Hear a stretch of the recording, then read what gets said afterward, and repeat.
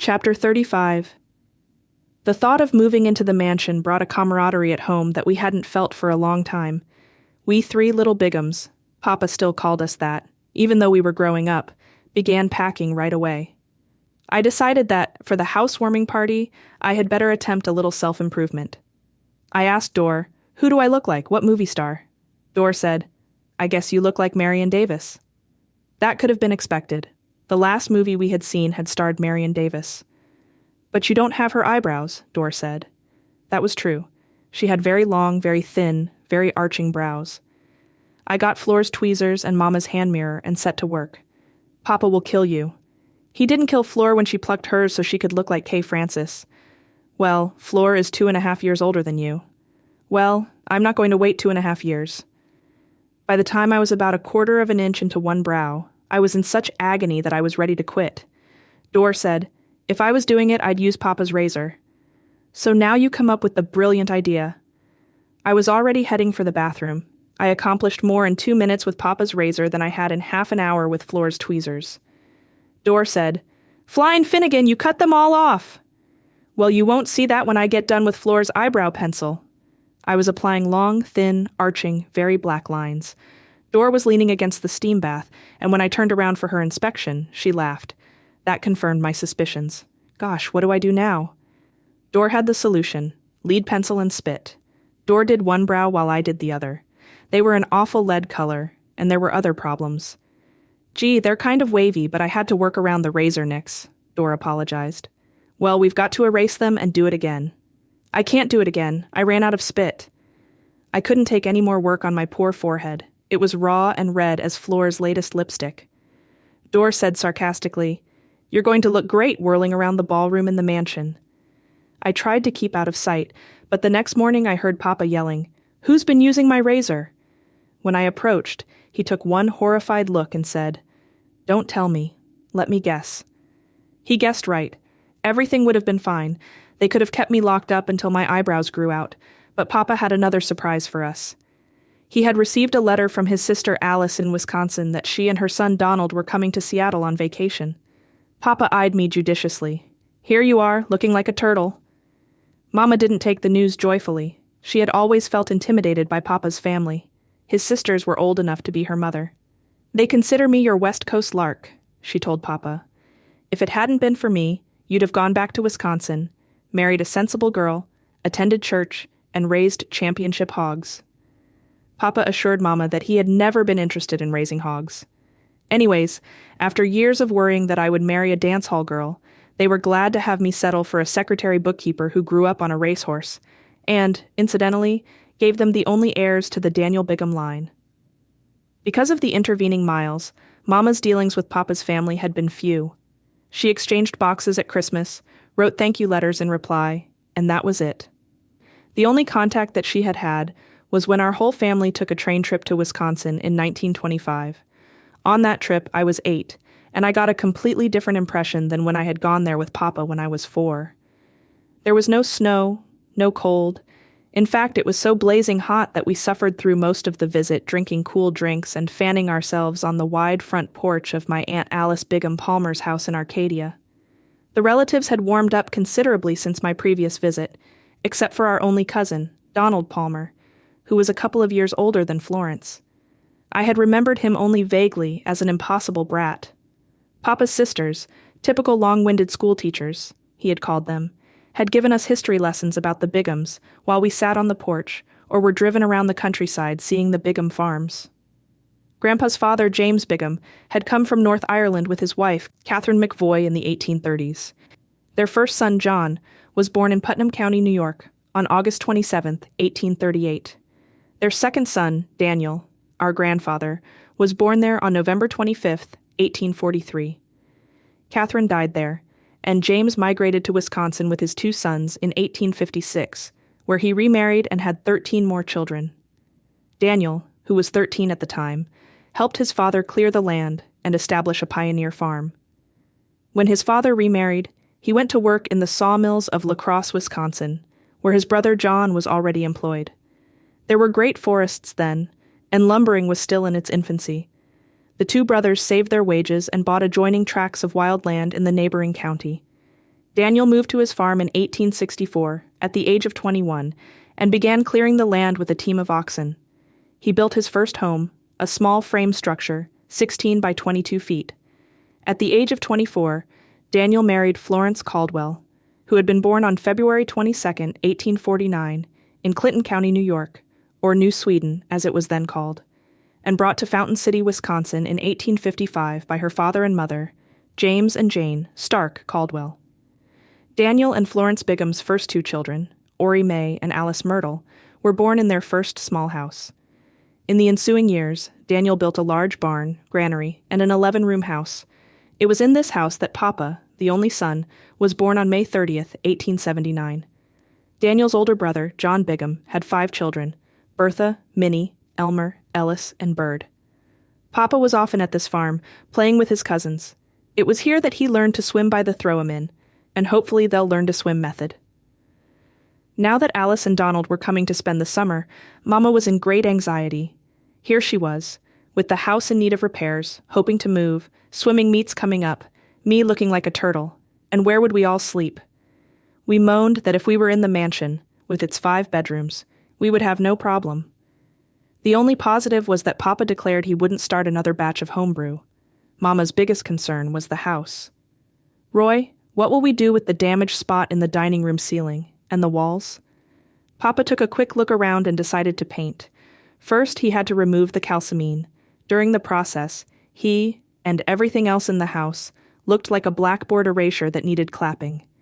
Unfortunately, before he got to the painting, he got a telegram ordering him to take the first steamer to Ketchikan, Alaska. He had just enough time to hire a painter and pick out the paint. Conservative, he called it. The painter was very impressive. A real artist, Mama said. He did everything with a flourish, even to the placing of his drop cloth. He patched the ceiling, exclaiming, "Eureka! No one will ever know except the flies, and they'll never tell." When the artist began the actual painting, he took great sweeping movements with his brush and worked as fast as we could move the furniture. After had applied the basic coat, he showed Mama an effect that was every new. He loaded the brush with paint and made flipping motions that sent the paint spattering onto the wall in wonderful shapes. It was amazing to watch. Mama said that it was very lovely, but I think we'd better stick to Mr. Bigham's plans because I can do it in colors, the artist explained. Because Mr. Bigham is rather conserva. Everyone is doing it. You know that in California? Mama said, I know that in California people do things differently, but we here in the Northwest. When Papa returned from Alaska and saw the wall, he had a fit. He couldn't understand where the breakdown had occurred. Did the painter simply get carried away, or did Mama, the Indiana gypsy, overorder? Then, he got the bill. First he makes my house look like a circus, then he itemizes every spatter. Personally, I loved the spatters. One could spend hours on end making out all kinds of shapes. Ghosts, dogs, disjointed arms and legs, etc. Before the relatives were to arrive, still more weighty decisions had to be made. Now, with the ceiling patched and all the walls painted in glorious shapes and colors, our furniture looked like it had come across the Oregon Trail. What to do? Mama worried. What if we move into the mansion 2 weeks after the relatives leave? That house would certainly take a different type of furnishings, and much larger. Without a minute to waste her, she knew that she had to do something, even if it was wrong. She put on her hat, the one with the flowers on top, and with us in tow, she headed for the Bon Marché. I remember the furniture salesman repeating several times, "What color did you say your living room walls are?" Between trying to analyze the colors, the spatters, the artist, and the ballroom in the mansion, Mama was never able to give the proper clue. When Papa surveyed the end results, he concluded, she just kind of closed her eyes and bought a new Davenport, 2 armchairs, new drapes, and 2 new Oriental rugs. Throughout the remodeling, Flora and I spent long sessions at the piano. Aunt Alice's letter had mentioned that Donald played the piano so well that he was already playing in church. Papa wanted us to be able to play something too. Our piano playing had gone through several stages. After the fur scarf incident, Mama had decided to take Flora and me to a new teacher who lived near Franklin High School, where Flora was now attending school. On our initial visit, we played as poorly as we did for Papa. Miss Meeker, who was so stiff and starched that she looked like she had been raised on a curtain stretcher, managed to keep her thoughts under control. "How long did you say they've been playing? Or, that is, taking lessons?" It was obvious that Mama would have liked to say, 2 weeks or so, but Miss Meeker's stern demeanor suggested that she could detect the smallest dishonesty. Mama sighed. About 3 years, but they take the summer off. Miss Meeker let us know she didn't approve of taking summers off. You realize, of course, that I'm going to have to undo all they have learned. Mama was as embarrassed as if she had been confronted by the dentist with the news that all our teeth had rotted out because she had failed to bring us in for our 6-month checkup. Miss Meeker terminated the agony. Well, at least I'm sure they must have learned their notes. We didn't answer. The two approaches to music were as different as the teachers themselves. We had become used to Mrs. Benfield's method. No matter how poorly or well we played, she would sit, stroke her cat, and say, "That's lovely, dear." Sometimes she would feed the goldfish or tend to the roast in the oven, saying, "Go on playing, dearie. I can hear you from the kitchen." Our biggest problem was that she would forget we were there. Then, we would have to tiptoe around the house, trying to find her, and announce that our lesson time was over. In comparison, Miss Meeker was always hanging over us, watching the movement of every finger, ready to pounce when we strayed off course. Occasionally, she glanced into the innards of the baby grand, as if she couldn't understand how it could emit such wretched tones. At the end of the 30-minute session, there was no need to go tiptoeing around the Meeker house. We were thumped on the head and pushed out the door. For only one reason, I preferred the Meeker home. I didn't have to worry about an encounter with Albert. I had continued to be troubled about him. He would float into my nightmares, dripping blood from his arm and intoning in his squeaky voice, "You haven't heard the last of me yet." Fleur always hoped he would come around with her fur scarf and confess that he had stolen it and had reformed and become an honorable person. "Like a musician," Fleur said. Even after Mama changed teachers, we still weren't playing well. Miss Meeker blamed our ineptness on too much time off, which was true. We were always juggling swimming schedules with music schedules. She turned us back in little better shape than she had found us, taking pride in the fact that, under her guidance, we had unlearned everything we previously knew, which was not much. We were relieved. No more boring piano lessons, even though the implication was that we were musically hopeless. Then we began hearing an advertisement on the radio. They laughed when I sat down at the piano, how to play popular music in professional style. Papa mocked back. Everybody laughed except the old man. He cried because the teachers got all his money. Papa finally decided to send Fleur for lessons. She was soon reading sheet music covered with pencil scribbles, playing current hit tunes with a swing bass. We were all amazed. "She's playing better in 2 months than she did in 6 years under her other teachers," Papa said. Fleur glowed. I envied her, and was soon copying her, wanting to go for lessons too. However, she confided to me that she was disturbed by her teacher, who she called the sheik. I didn't understand the problem, probably because I didn't know the meaning of the word sheik. One day I went with Fleur, and got a better definition than if I had gone to the dictionary. When we walked in, the sheik was slouched in a chair beside the piano. A cigarette dangled from his lips, creating a cloud of smoke that enveloped his head. He was so skinny that when he crossed one leg over the other, instead of his foot dangling in midair, it rested on the floor. While Fleur played, he watched every move and often pushed her aside so he could demonstrate. While he played, he continued to cross his legs and operated the pedal with his left foot instead of his right. Miss Meeker would have had a stroke. I became disturbed by his fleeting glances and tried to avoid eye contact, but I found it difficult not to stare. Then I made my big mistake. Because he was so skinny, I found myself wondering what he looked like in a bathing suit.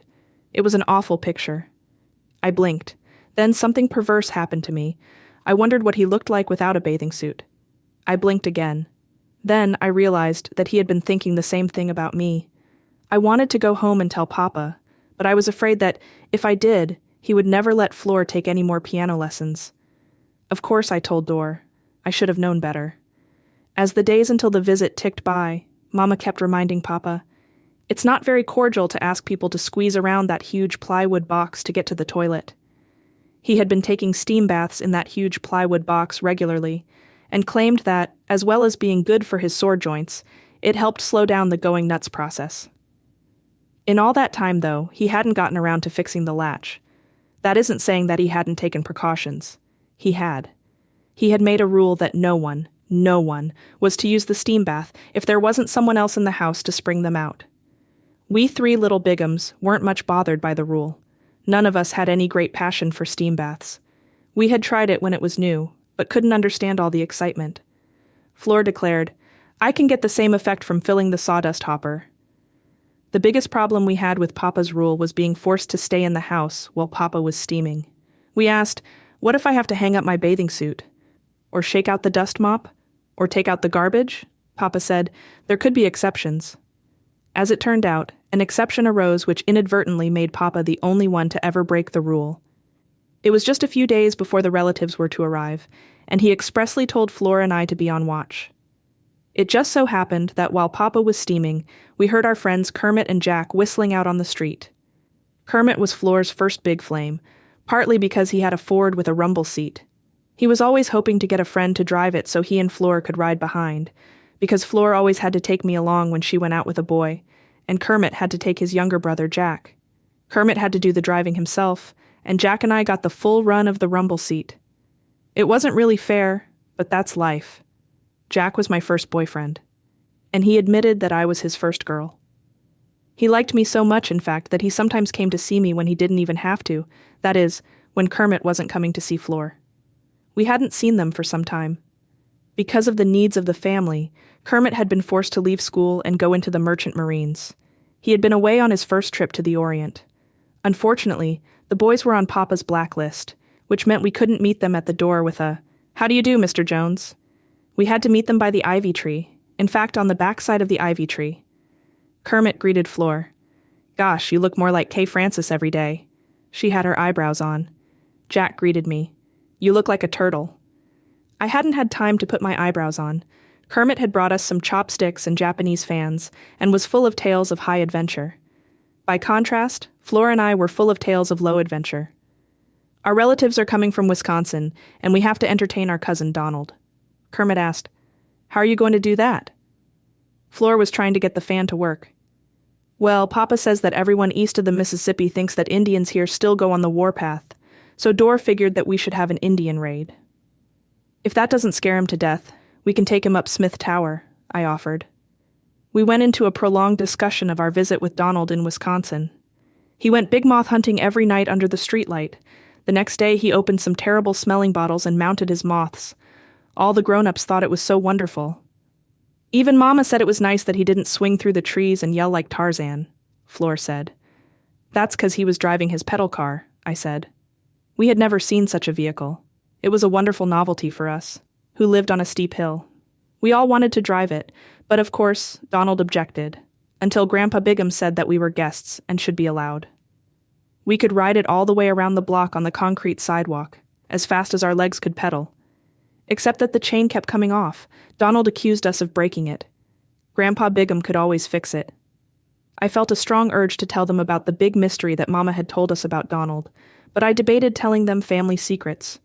Before I could gather up the courage, Kermit said, "We gotta go home for dinner. What are you doing tonight? Maybe your mom will let you go riding in my car." Jack said to me, "That means we'll get the run of the rumble seat." Flora and I both said that would be fun, and that we would ask. In the meantime, we had better go put on the potatoes. We wanted to be on good terms with Mama when she got home. Just then, Kermit got a funny look on his face. "Is your dad home?" Jack said. "Yeah, I think I hear him yellin'."